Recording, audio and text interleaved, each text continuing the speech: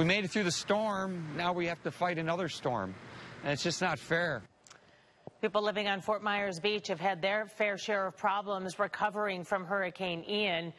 One guy in particular says he's been forced to live in his garage after his home was destroyed.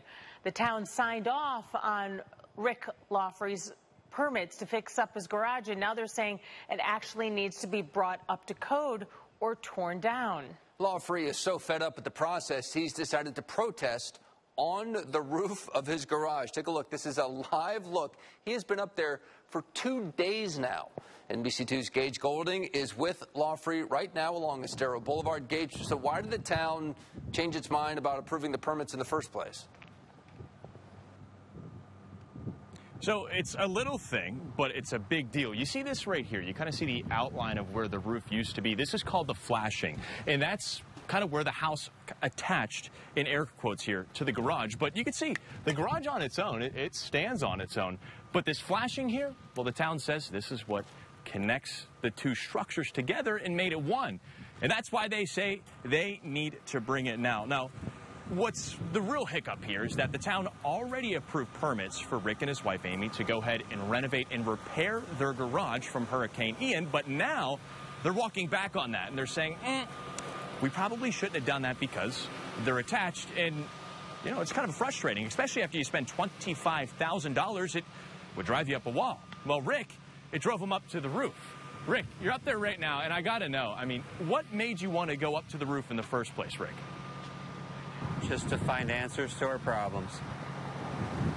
And I mean, $25,000 to get this garage back up and running, and that's not a small chunk of change, and that's kind of why you're up here right now?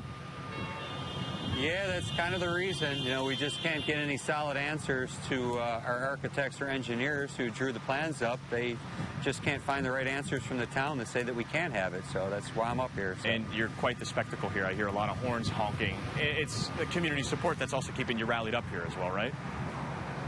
Well, the community has a lot of issues too, and that's one of the reasons I'm also up here, is because my community is suffering just as bad as I am. So, and if you can't see the storm clouds behind us, you've been up here through the heat and through the rain and through the weather. What is it going to take to bring you back down here on the ground?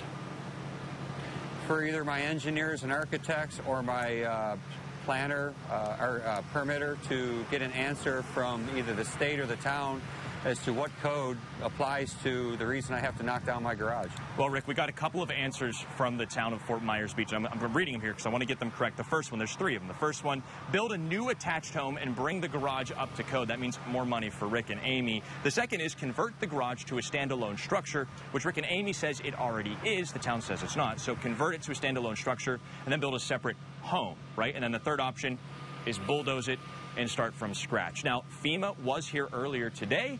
I asked Rick and Amy exactly how that conversation went. They said it was good, but they don't have any answers. And until those answers come, you'll find Rick right up there on the roof. I'm reporting live and local on Fort Myers Beach. Gage Goulding, NBC2.